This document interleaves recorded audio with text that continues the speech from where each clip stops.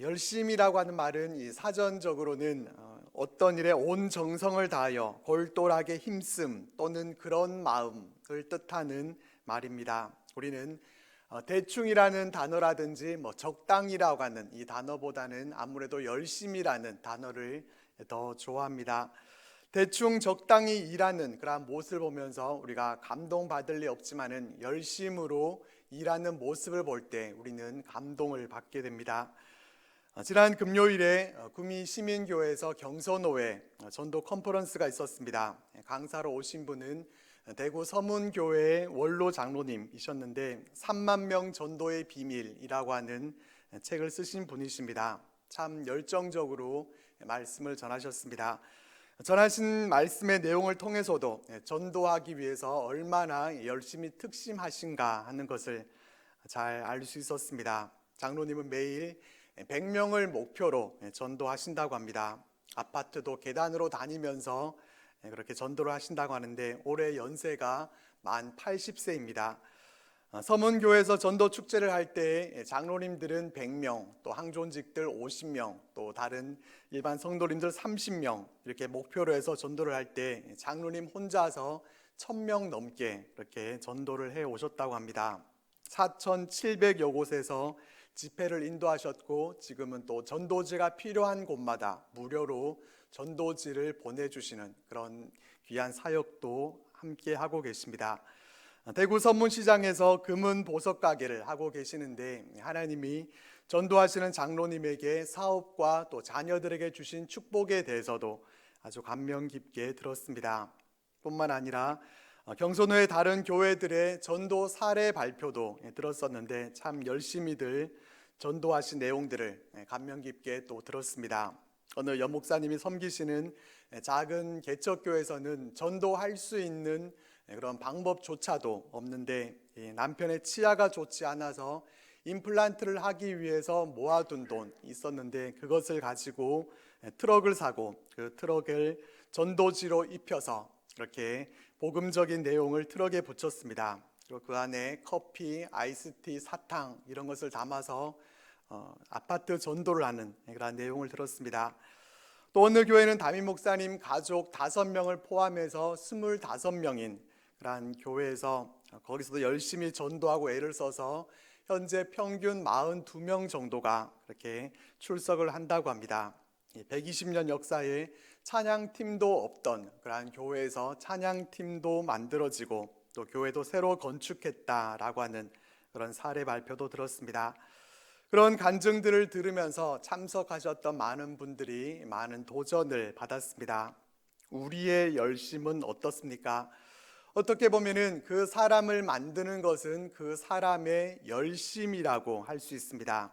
열심으로 일하는 사람은 아무래도 열심히 수고한 그 열매를 거두게 됩니다. 열심히 땀 흘려 일하지 않은 사람은 심은 것이 없기 때문에 거두지 못하게 됩니다. 열심으로 공부한 학생은 좋은 성적을 거두게 되고 열심히 운동한 선수가 금메달을 목에 걸게 됩니다. 열심히 있고 없느냐에 따라서 그 인생이 달라질 수 있는 것입니다. 우리 신앙생활에 있어서도 마찬가지입니다. 열심으로 섬기게 될 때 그에 따르는 은혜와 복이 주어집니다. 이렇게 열심히 있는 모습은 우리들을 감동시키게 됩니다. 그리고 우리 믿음의 사람들은 바로 이런 열심 있는 자들이 되어야 합니다. 그렇지만 무조건 열심만 있다고 좋은 것이겠습니까? 그렇지만은 않습니다. 레리 오스본이 쓴 당신의 열심이 위험한 이유라는 제목의 책이 있습니다. 이 책은 바리새인과 같은 그런 잘못된 열정에 대해서 지적해 주는 책입니다. 이 책에서는 주님을 향한 열심이 언제나 다 선한 결과를 낳는가 하면은 그렇지 않다라고 말씀해 줍니다. 율법주의식 열정은 오히려 위험할 수 있다라는 것을 지적합니다. 잘못된 시험 범위를 공부한 학생이 좋은 성적을 낼 수 없는 것과 마찬가지로 성경에서 빗나간 열심은 하나님의 마음에 합한 그리스도인이 될 수 없다는 사실을 말씀해 줍니다.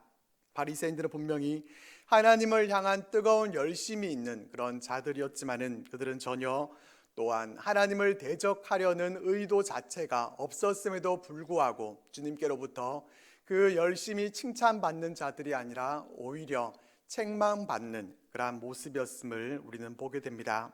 그러니까 열심이 다 좋은 것만이 아니라 그릇된 열심도 있다는 것입니다. 또한 우리의 대적 사탄 마귀의 열심도 있습니다. 이들도 얼마나 열심히 일하는지 모릅니다. 하나님은 우리를 구원하시기 위해서 열심으로 그렇게 일하시지만은 또 반면에 마귀도 삼킬 자를 두루 찾기 위해서 망하게 하는 일에 최선을 다해서 열심을 냅니다. 교회를 파괴하는 사탄의 7가지 전략이라는 이 내용을 보면은 첫 번째 전략은 교회 분쟁입니다. 사탄은 사역에 대해서 의견 충돌이 생기도록 만듭니다. 의견이 충돌하게 만들고 그 충돌로 분쟁이 생기도록 만드는 것이 사탄의 전략입니다. 그리고 두 번째는 직원과 봉사자의 탈진입니다. 사탄은 사역자와 리더들을 탈진하게 만듭니다. 절망하게 만들고 또 자포자기하게 만들어서 하나님의 사역이 멈춰서게 만듭니다. 세 번째는 소문 퍼뜨리기입니다. 사탄은 소문 퍼뜨리기에 좋은 그러한 이야기를 살짝 심어주고 이 소문이 부풀려지도록 만듭니다. 이것은 사탄이 즐겨 쓰는 전략입니다. 네 번째는 분주함입니다. 성도들이 세상 일에 분주하고 바쁘게 만들어서 교회 일에 시간을 낼 수 없도록 만드는 것입니다. 오늘날과 같은 시대에 아주 유용하게 쓰이고 있는 그러한 전략입니다. 그리고 다섯 번째와 여섯 번째는 거짓말과 스캔들입니다. 거짓과 가십거리를 통해서 교회를 분열시킵니다. 거짓은 사탄의 가장 원초적이고 또 대표적인 전략입니다. 마지막 일곱 번째는 결혼과 가정 불화입니다. 사탄은 관계를 파괴시키는 일을 좋아합니다. 사탄은 가정을 파괴하고 모든 관계들을 깨뜨리는 일을 전문적으로 열심을 다해서 하고 있습니다.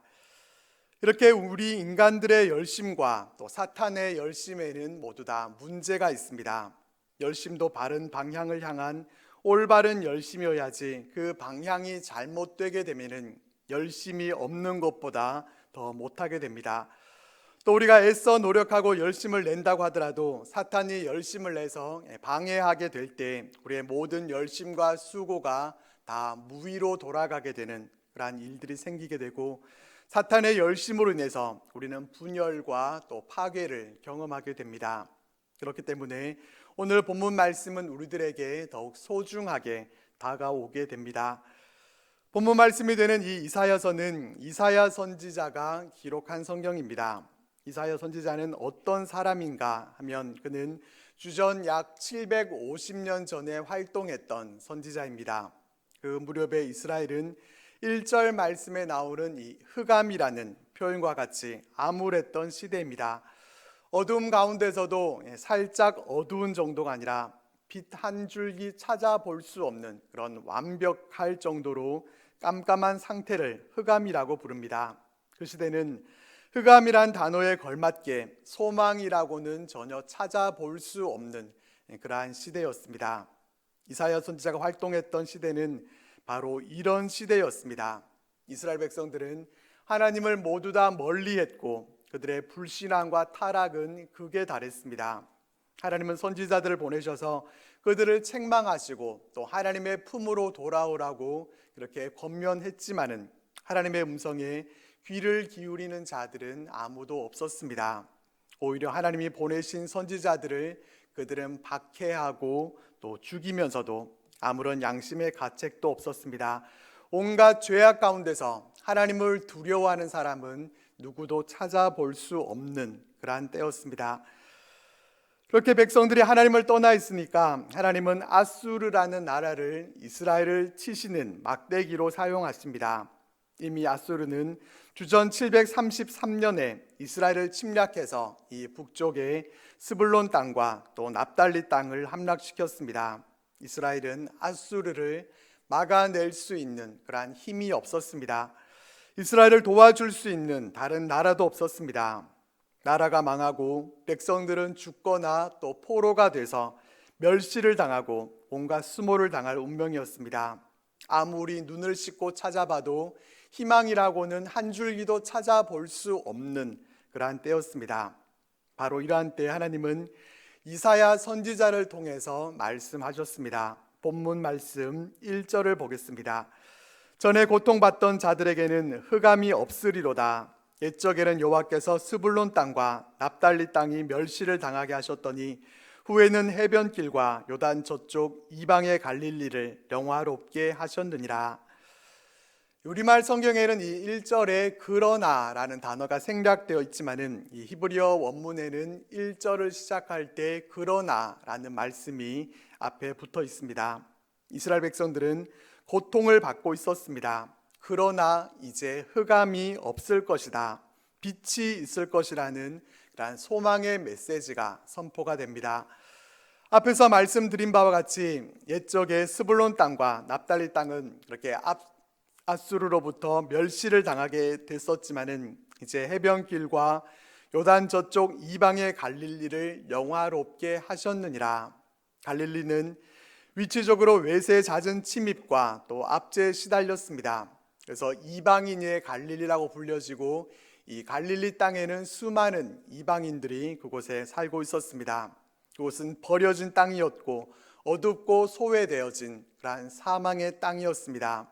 하지만 그런 땅을 하나님께서 빛을 비추사 영화롭게 하셨다라고 선언합니다. 빛이 비추게 될 일은 미래에 일어나게 될 일이지만은 이사야는 이미 이루어진 일인 것처럼 이렇게 노래합니다. 이 예언의 말씀 그대로 주님은 정치와 종교의 중심지였던 이 예루살렘이 아니라 멸시와 천대를 받던 갈릴리에서 사역을 하셨습니다. 2절 말씀입니다. 흑암에 행하던 백성이 큰 빛을 보고 사망의 그늘진 땅에 거주하던 자에게 빛이 비치도다. 하나님은 흑암에 있는 백성들에게 큰 빛을 비추시겠다라고 말씀하십니다. 흑암 중에 있는 백성들에게 빛을 비추실 뿐만 아니라 나라를 창성하게 해 주실 것이고 또 추수하는 즐거움, 또 탈취물을 나눌 때의 즐거움과 같은 그러한 기쁨을 더하실 텐데 어떻게 일하실 것인가 하면은 4절 말씀과 같이 무겁게 맨 멍에와 어깨의 채찍과 압제자의 막대기를 꺾어 버리시겠다라고 하십니다. 하나님이 일하시면은 기드온과 300명의 용사들이 미디안을 무찔렀을 때와 같이 군인들이 서로 어지러이 싸우고 군인들의 신과 피 묻은 겉옷이 불의 섭같이 다 살라질 것입니다. 장수와 군사들이 싸움을 잘해서가 아니라 전적으로 하나님의 그 구원의 손길에 의해서 이와 같은 구원이 있게 될 것이다 라고 예언합니다. 그런데 하나님의 이 구원의 역사를 어떻게 이루겠다고 하십니까? 하나님은 구원의 빛을 이스라엘 가운데 어떻게 비추려고 하고 계십니까? 6절 말씀입니다. 이는 한 아기가 우리에게 낳고 한 아들을 우리에게 주신 바 되었는데 그의 어깨는 정사를 메었고 그의 이름은 기묘자라 모사라 전능하신 하나님이라 영존하시는 아버지라 평강의 왕이라 할 것입니다. 하나님은 한 아기를 태어나게 하심으로 그 아기를 통해서 구원하실 것을 말씀하십니다. 그 아기는 어떤 아기인가 하면은 그 어깨는 정사를 메었고 기묘자 모사 전능하신 하나님 영존하시는 아버지 평강의 왕이라는 이름을 가지신 아기입니다. 이 말씀은 곧 메시아를 보내주시겠다라고 하는 말씀이고 이 메시아는 바로 예수 그리스도이십니다.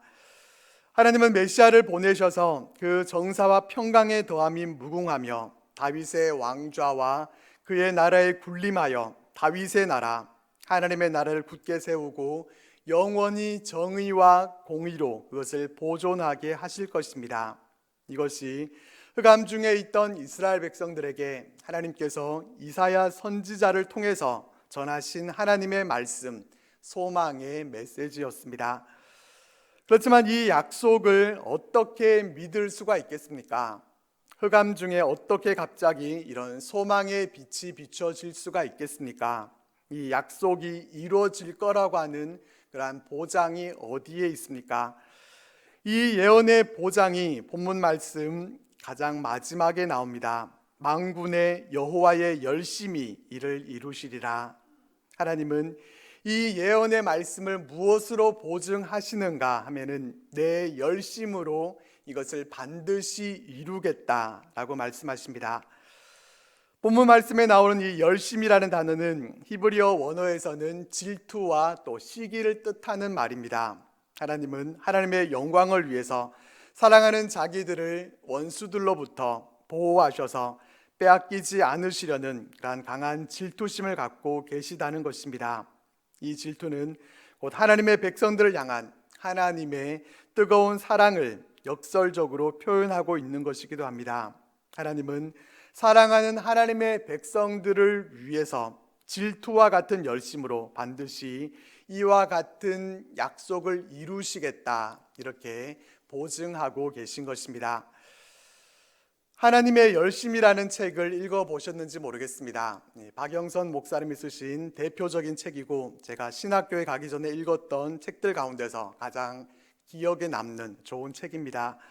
이 책에는 성경의 여러 인물들이 나옵니다. 그 가운데서 가장 먼저 등장하는 사람이 아브라함이고 이 아브라함에 대한 내용이 가장 기억에 남습니다. 우리는 아브라함의 믿음을 늘 칭찬해 왔습니다. 그 나이에 본토 친척 아비집을 떠날 수 있는 믿음이 어떻게 나온 것이며 또 어떻게 100세에 얻은 하나밖에 없는 아들을 하나님께 드릴 수 있었는지 우리는 그 믿음에 대해서 탐복하게 됩니다. 그렇지만 알고 보면은 이 모든 일들에는 다 하나님의 열심이 있었다라고 하는 것이 이 책이 말씀하고 있는 핵심입니다. 아브라함이 위대했던 것이 아니라 하나님의 열심이 바로 그를 믿음의 사람으로, 위대한 믿음의 조상으로 세워주셨다는 것입니다. 이어서 나오는 요셉과 모세, 욥과 다윗과 엘리야도 다 마찬가지입니다.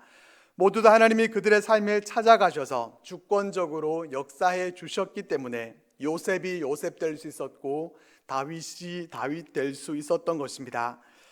하나님이 하나님의 열심으로 일하신다고 하면은 무엇을 더 바라겠습니까? 하나님이 열심으로 일하시는데 누가 그것을 막아설 수 있겠으며 이루어지지 않을 일이 무엇이 있겠습니까? 우리가 붙들어야 할 가장 중요한 것은 바로 이 하나님의 열심입니다. 우리는 바로 이 하나님의 열심을 믿고 나아가야 합니다. 우리는 열심으로 뭔가를 한다고 하지만은 하나님 앞에서는 여전히 부족한 열심일 수 있습니다. 또 기껏 열심을 내서 하나님의 일을 한다고 하면서도 방향이 어긋나서 그 열심이 오히려 다른 사람들을 힘들게 하고 또 어렵게 만드는 경우들도 있습니다. 또 열심 있는 사탄의 유혹에 넘어가서 열심으로 오히려 하나님을 반대하고 막아서는 그러한 경우도 무시할 수 없습니다. 우리가 믿을 만한 것은 바로 하나님의 열심입니다. 성경 말씀 속에서 하나님의 열심을 찾아보십시오. 찾아보면은 창세기에서부터 가득히 들어차 있는 하나님의 열심을 우리는 발견할 수 있습니다. 우주 만물을 창조할 때부터 아담과 하와에게 가죽옷을 지어 입히시는 모습에서 아브라함과 이삭과 야곱에게 약속을 맺으시는 일과 또 모세를 통해서 출애굽시키시고 가나안 땅에 들어가게 하시고 사사들과 왕들과 선지자들을 통해서 일하셨던 그 하나님의 모습을 보면은 온통 하나님의 열심으로 가득 차 있습니다. 하나님의 열심이 있었던 곳마다 회복과 또 부흥과 은혜의 역사들이 펼쳐졌고 이에 반해서 인간의 욕심과 또 잘못된 열심들, 죄악들이 하나님의 열심마저도 가로막아 버리고 그릇되고 또 부끄러운 역사들을 성경 속에 채워 넣는 모습도 우리는 보게 됩니다. 우리는 연약하고 부족하지만 우리는 우리를 위해서 일하시는 하나님의 열심이 있기에 우리는 힘을 낼 수 있어야 합니다. 우리가 최선을 다해서 열심을 내는 것보다 중요한 것은 하나님의 열심입니다. 우리를 향하신 하나님의 열심이 있음을 믿고 우리는 이 하나님의 열심을 의지하면서 하나님께 우리의 인생을 맡겨드려야 합니다. 그렇게 할 때 하나님의 열심이 우리를 세우시고 강하게 하시고 변화시켜 주실 것입니다.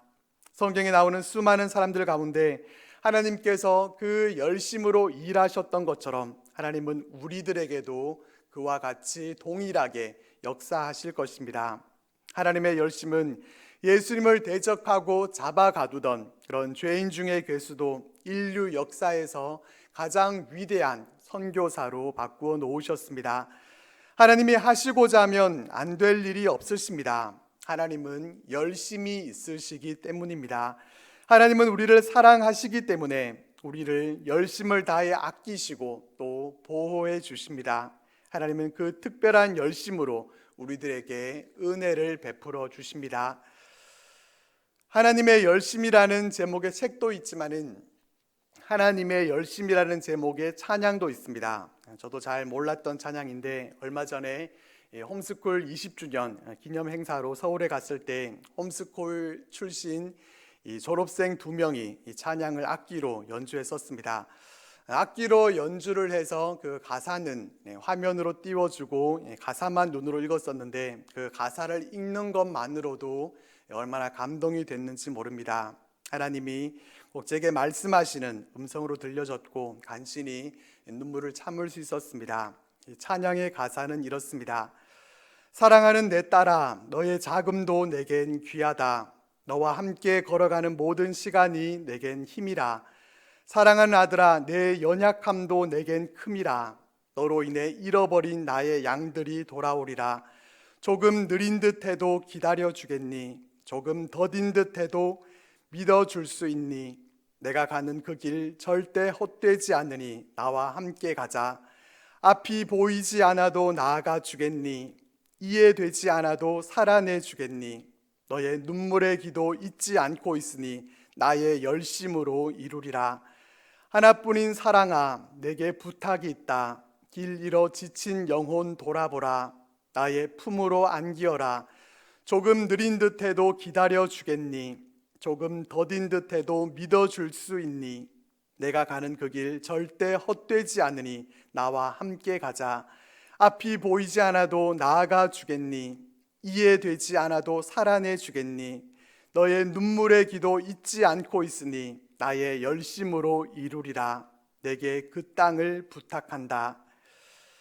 힘들고 어려운 일 있을 때 이 찬양을 꼭 한번 들어보시기 바랍니다. 그리고 하나님의 열심으로 이루실 그 일들을 우리의 믿음의 눈으로 바라보면서 힘내실 수 있기를 바랍니다. 하나님의 열심은 지금도 세상을 움직이고 계십니다. 하나님은 그 열심은 우리나라 가운데도 또 놀라운 은혜를 베풀어 주실 것입니다.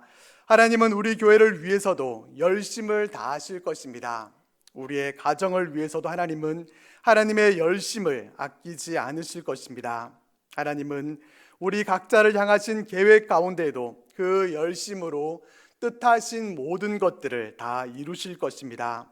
연약한 우리를 강하게 하실 것이고 부족한 우리들을 풍성하고 흡족하게 채워주실 것입니다.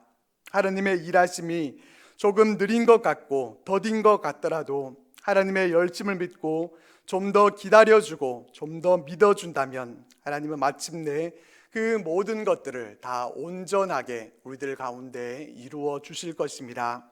하나님의 열심을 우리도 품고 그 일하심을 믿고 나아가는 우리들 모두가 되시기를 바랍니다.